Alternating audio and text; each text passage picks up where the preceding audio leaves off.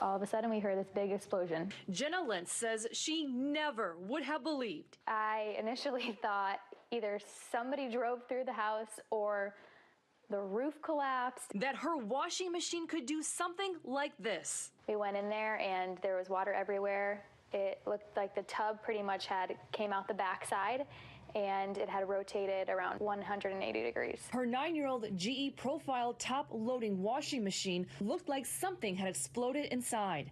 And then it punched holes right here and in the back as well. On the other side of that damaged wall, Lentz tells me her 1-month-old baby was sleeping. So it could have been really bad. She tells me GE sent a serviceman to check it out. He was in shock. He's never seen anything like this. Lentz says he blamed faulty shock absorbers. Action News Jax told you back in September about another family who claimed a 22-pound concrete block shot out of their Whirlpool front-loading Duet washer. I'm just glad my family wasn't here when that happened. The company sent the family a $1,200 check to buy a new one. I checked the Consumer Product Safety Commission website and found this complaint filed just 3 months ago about a 2006 GE front-loading washing machine. The owner saying it vibrated itself to exploding. We also found other complaints from people who reported their front-loading machines by Whirlpool had violent vibration events. Lentz says after reporting the damage, GE sent her this email saying she could get a new GE washer model for about $640. They described it as a discounted price, and that's not a discounted price. Hi, Wendy. This is Amber Kriska with Action News Jax. But when I reached out to GE, the company said something different. In this statement, a spokesman says they apologized and were in the process of exchanging the washer, adding GE Appliances is committed to providing consumers with products that are safe and meet our product quality standards. I'm grateful that nobody was in there when this happened, because it could have been really, really bad. The laundry room has been cleaned up, the washer replaced. This mom now expects the only thing to come out of her machine is clean clothes. Reporting in Jacksonville, Amber Kriska, CBS 47, Action News Jax. It's a night Jeremy Wright will never forget. It's heartbreaking. District 11 South Light Spot 11, respond to a structure fire. We got a house on fire. Somebody to the house. The house is in flames. A burning home with a woman and child inside. This former Camden County firefighter describes feeling helpless. They ran out of water, not once, not twice, multiple times. Marcia Butler was also there. She watched as her sister and grandson died inside that burning home. The hoses were in the ground, on the ground, and I was stepping over the hoses and I noticed it wasn't any water coming through those hoses because it wasn't pulsating, it was flat on the ground. According to the incident report, the home was in a non-municipal water area. The closest water source was at the end of Ben Butler Lane on Liza Rudolph Road, the distance of about a football field. Call for service records show Engine 11, the first to arrive, used its onboard supply, putting water on the fire for 5 minutes. Despite the arrival of a second engine, Wright tells me the fire was burning out of control for 30 minutes. Radio transmissions from that night reveal getting a water tanker to the scene was a challenge. We do not have Tanker 14 at this time. Tanker 14 is out of service. With Tanker 14 out of the mix, I've learned the closest tanker was 11. It carries 2,000 gallons of water, but was sitting at the fire station, also out of service. Do I have a tanker that's closer than 10 out? According to this report, Engine 17, which is used as a relay pump, arrived on scene but malfunctioned. The calls for service show almost 40 minutes after the first call. Firefighters were still waiting for additional water to arrive. Trucks are still fully involved working on water supply. 5,000 gallons of water didn't come. You can be the best firefighters in the world, but if you don't have a fire truck that'll pump water, you really can't do anything. After 17 years with the Camden Fire Department, Wright resigned, saying in this 3-page letter, "I will not allow you to get me killed." Poor decision making, lack of maintenance, and with having so many new people, it's a recipe for disaster. And Wright isn't alone. I've learned 20 first responders have left the department since January of last year.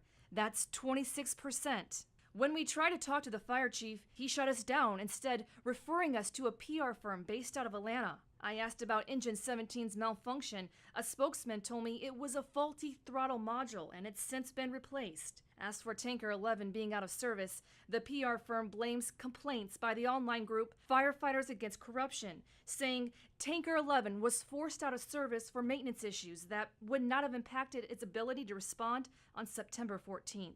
But Wright believes if the two tankers had arrived on scene, they may have had at least a fighting chance of saving the mother and child inside. Could they have been saved? We'll never know.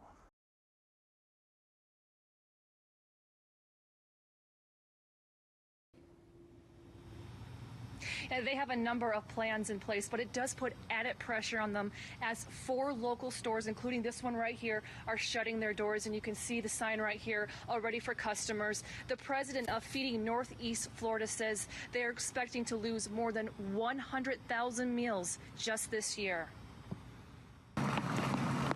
No choice but to walk. Joseph Stokes is one of 5,000 people in the 32254 area who are considered food insecure, without sufficient access to affordable, nutritious food. And many of them, like Stokes, have to walk or take a bus to get to the grocery store. It's hard. It's hard.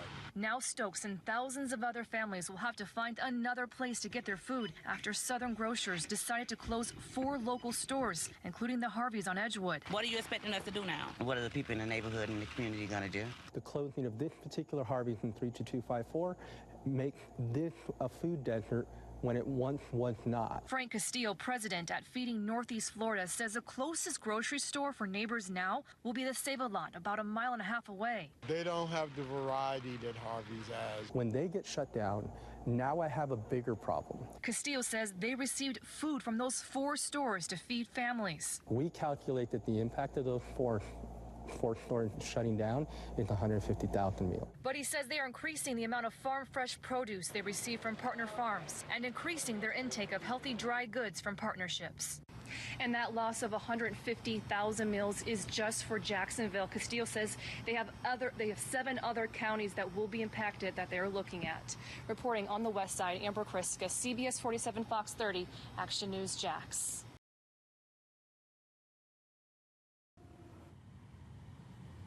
That 10-year-old boy and his classmates were hiding while police looked for that teen carrying a loaded rifle. When I first got here around 3:30 this afternoon, dozens of parents, they were lined up right here waiting and hoping everything was okay.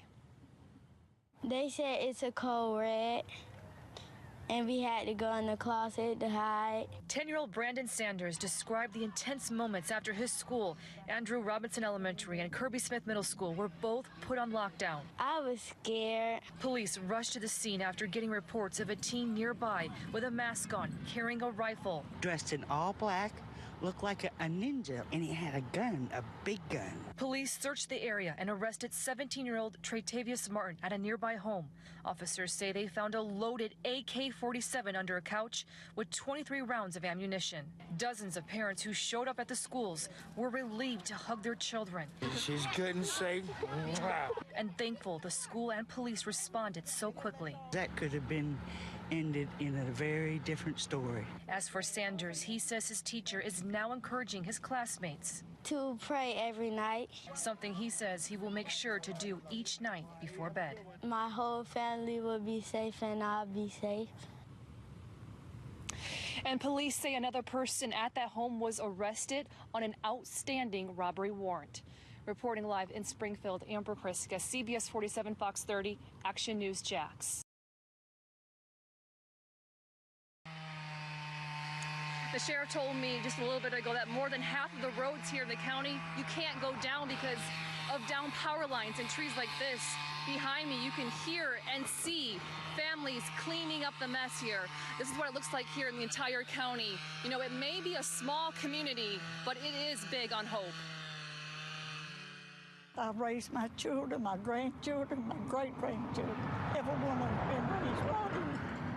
A home is more than just a building when you live there nearly 60 years. It's heartbreaking. Everywhere you look in Maxine Wester's small town, there's devastation. Trees smashed into homes, power lines and trees blocking roads. Downtown, the front came off these 2 buildings, leaving piles of bricks. Down the road, dozens of people wait in line for groceries, the first time they've been able to buy food since the hurricane. Yes, thank God. This afternoon, Governor Rick Scott took a look at the damage in the county. The sheriff says 3 people have died from the storm, and there could be more people out there who need help. Stay safe as you can. We're going to come get you. As for Wester, she lost her home, but not her hope. It's going to be hard. But like I said, the Lord will make a way. Jackson Sheriff also tells me that they are still getting calls today about people still trapped inside their homes. He says there are a lot of dirt roads here. This is a rural community. All New at 6 what they are doing to get those people out of their homes. Reporting live in Mariana, Amber Kriska, CBS 47, Action News Jax.